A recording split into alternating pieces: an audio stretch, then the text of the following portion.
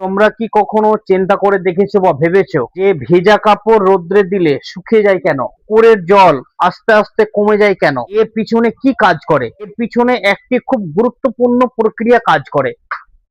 তার নাম হচ্ছে কি? তার নাম হচ্ছে বাষ্পীভবন। তার নাম হচ্ছে বাষ্পীভবন। এবার এই বাষ্পীভবনটা কি সেটা জানতে হবে। বাষ্পীভবন হচ্ছে, আমরা সাধারণত কি জানি, বাষ্প হচ্ছে যখন জল ফুটন্ত অবস্থায় থাকছে, সেই জল গ্যাস হয়ে বাতাসের সাথে মিশে যাচ্ছে, তাই না? কিন্তু ফুটন্ত অবস্থা ছাড়াও কিন্তু বাষ্প হয়। আজকের ক্লাসে, এই ক্লাসে আমরা এই বাষ্পীভবনটা খুব অল্প সময়ে আমরা বিস্তারিত জেনে নেব। বাষ্পীভবন কি? যে তাপের প্রভাবে তাপের প্রভাবে যে কোনো তরল পদার্থ ফুটন্ত অবস্থায় না পৌঁছে, মানে যখন কোনো জিনিস ফুটন্ত অবস্থায় থাকবে তখন সেটা 100 ডিগ্রি সেলসিয়াস হবে। আমরা যখন ভাতের জল ফুটে ভাত রান্না করার সময় বা জল গরম করার সময় 100 ডিগ্রি সেলসিয়াস থাকে। কত ডিগ্রি? 100 ডিগ্রি। তো এই 100 ডিগ্রিতে টেম্পারেচার বা তাপ পৌঁছানোর আগেই ধীরে ধীরে আস্তে আস্তে যখন জল বা তরল পদার্থ বাষ্পরূপে ধীরে ধীরে কমে যায় বা বাষ্পরূপে ধীরে ধীরে উঠতে থাকে, বাতাসের সাথে মিশ হতে থাকে, এটা কি বলে? কি? বাষ্পীভবন।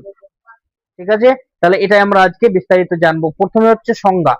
বাষ্পীভবন কি? বাষ্পীভবন কি তার সংজ্ঞাটা বলছে, তরল পদার্থ তাপের প্রভাবে, কি?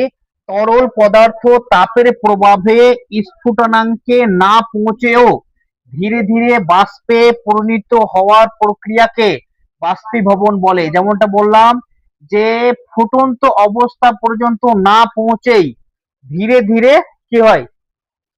বাষ্প রূপ ধারণ করে বা বাষ্পের রূপান্তরিত বা পরিণত হওয়ার প্রক্রিয়াটাকে বলছে বাষ্পীভবন। মানে টেম্পারেচার বা হিট আসছে কিন্তু ফুটন্ত অবস্থায় পৌঁছায় না, বা ফুটবে এমন কোনো পরিস্থিতি নেই, এমন টেম্পারেচার নেই, তারপরেও জল আস্তে আস্তে বা তরল পদার্থ আস্তে আস্তে বাষ্প রূপ ধারণ করে বাষ্পে পরিণত হয়ে সেটা কমে যায়, সেটাকে বলে কি? বাষ্পীভবন।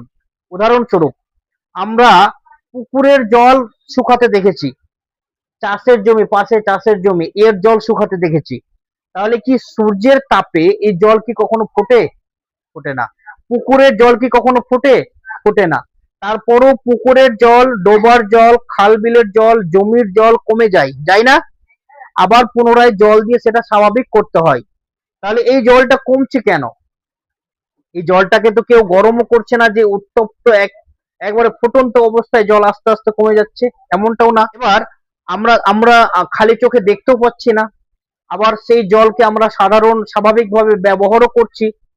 যে পুকুরের জল বা নদীর জল কমে যাচ্ছে, জলাশয়ের জল কমে যাচ্ছে কেন? সূর্যের আলো এমনটা টেম্পারেচার বা হিট বা গরম হয় না যেটাতে জল ফুটন্ত অবস্থায় পৌঁছায়, তারপরও ধীরে ধীরে সেই জল বাষ্পে রূপান্তরিত রূপ ধারণ করে জল আস্তে আস্তে শুকিয়ে যায়।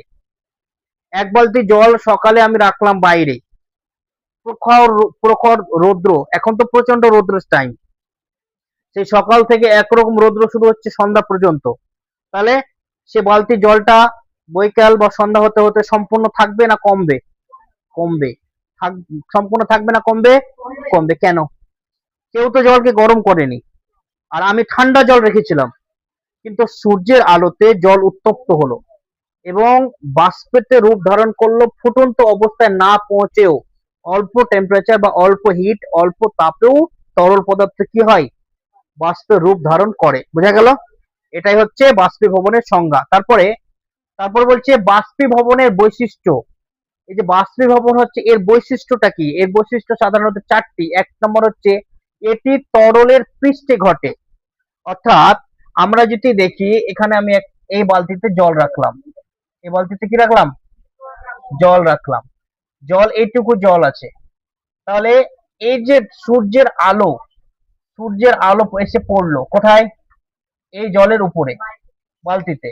তাহলে জলের উপরি ভাগটা থেকে জল আস্তে আস্তে গরম হয়ে কি হবে? সেখান থেকে জল বাষ্পের রূপ ধারণ করতে থাকবে, গ্যাস হতে থাকবে এবং উপর দিকে উঠতে থাকবে অদৃশ্য রূপে, যেটা আমরা খালি চোখে দেখতে পারবো না। এবার যদি আমরা একটা জলাশয় ধরে নিলাম, ধরে নিলাম এটা গ্রামের শেষে মাথার পুকুর, ঠিক আছে, এটা পুকুর, তো এখানে টকবক করছে জল, কানা কানা পর্যন্ত কি জল।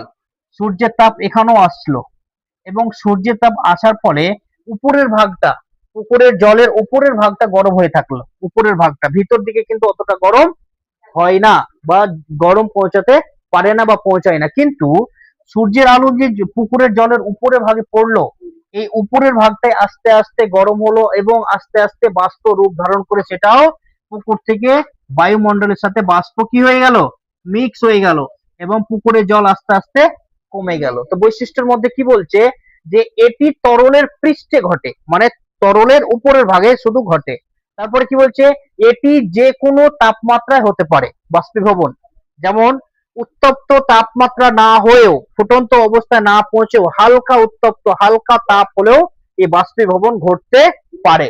তারপর বলছে কি, এতে তরল বাষ্পে পরিণত হয়, এতে কি হয়, তরল পদার্থ বাষ্পে পরিণত হয়, সেখান থেকে উড়ে যায়। তারপরে এই প্রক্রিয়া তাপ শোষিত হয়, তাই শীতলতা অনুভব হয়। মানে এই প্রক্রিয়াটা, বাষ্পীভবন প্রক্রিয়াতে কি হয়, যে তাপ শোধিত হয়, তাপ কি হয়, শোধিত হয়, মানে মৃদু একটি তাপ আসে, সেই জন্য আমরা ডাইরেক্টলি স্পর্শ করতে পারি। আচ্ছা, রোদ্রের জলে জল গরম হয়েছে, সেই জল আমরা পানও করতে পারি, সেই জল আমরা সহজে স্পর্শ করতে পারি, কারণ এতে তাপমাত্রা শোধিত হচ্ছে, কি হচ্ছে, শোষিত হচ্ছে, এতে তাপমাত্রা কি হচ্ছে, শোষিত হচ্ছে, শোষিত, কি হচ্ছে, শোষিত। এবার বাষ্পীভবনের কেন বাড়ে, বাষ্পীভবনটা কেন বাড়ে, বাষ্পীভবন বাড়ে এই জন্য যে তাপমাত্রা বেশি হলে, বাতাসে গতি বেশি হলে, তারপরে পৃষ্ঠের ক্ষেত্রফল বেশি হলে, বাতাসে আর্দ্রতা কম হলে, মানে বাতাসের মধ্যে জলের পরিমাণ যদি কমে যায় আর সূর্যের তাপমাত্রা বেশি হয়, সূর্যের তাপমাত্রা বেশি হলে বায়ুর আর্দ্রতা এমনিতে কমবে, এবং বায়ুর আর্দ্রতা স্বাভাবিক হওয়ার জন্য যে কোনো তরল, যে কোনো তরল বা তরল পৃষ্ঠ সেটা বাষ্পের রূপ ধারণ করে বাতাসের আর্দ্রতা স্বাভাবিক করবে এবং বাষ্পরূপে উড়ে যাবে। আর একটা কি বলছে, যে পৃষ্ঠের ক্ষেত্রফল যদি বেশি হয়, হ্যাঁ, একটা যদি আমরা বোতল রাখি, বোতলে জল রাখলাম, বোতলে জল রাখলাম রোদ্রে, আর বালতিতে জল রাখলাম, বোতলে জল কমবে না, কমবে না, কমবে না, কমবে না, কিন্তু বালতির জল কমে যাবে, কেন, কারণ এখানে আরেকটা বৈশিষ্ট্য হচ্ছে কি, পৃষ্ঠের ক্ষেত্রফল, ক্ষেত্রফল যদি বেশি থাকে, তাহলে বালতির ক্ষেত্রফলটা বেশি হবে, এটা বালতি, বালতির ক্ষেত্রফলটা বেশি হলো, হ্যাঁ, আর একটা ওয়াটার বটল, বটলের ক্ষেত্রফলটা কি বেশি হলো না কম, বোতলে এটা ধরে নিলাম বোতল, বোতলের ক্ষেত্রফল, মুখটা কি বোতলেরটা বড় হলো না বালতিরটা, তাই ক্ষেত্রফলটা বালতির বেশি হলো। তাই ক্ষেত্রফল যে পাত্রের বেশি বা যে পৃষ্ঠের ক্ষেত্রফল বেশি, সেখান থেকে বাষ্পীভূত হবে বা বাষ্পীভবন হবে, এবং যে বস্তু ক্ষেত্রফল কম, সেখান থেকে তরল আর বাষ্পীভূত হবে না, হলেও মাত্রা অত্যাধিক কম।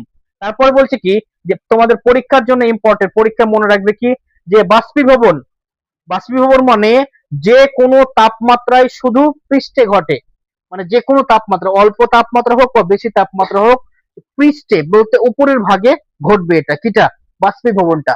এবং এটা কি বলছে, স্ফুটন, স্ফুটন কি, নির্দিষ্ট স্ফুটনাঙ্কে সমগ্র তরলে ঘটে, মানে জলকে যদি আমরা ফুটাই বা যে কোনো তরল পদার্থকে যদি আমরা ফুটন্ত অবস্থা নিয়ে যাই, তাহলে সে তরলের উপরের ভাগ আর মধ্যের ভাগ ভিতরের ভাগ সবই সমান গরম হবে না কম বেশি হবে, সমান গরম হবে, সমান গরম হয়ে তারপরে সেটা ফুটবে, তাই না।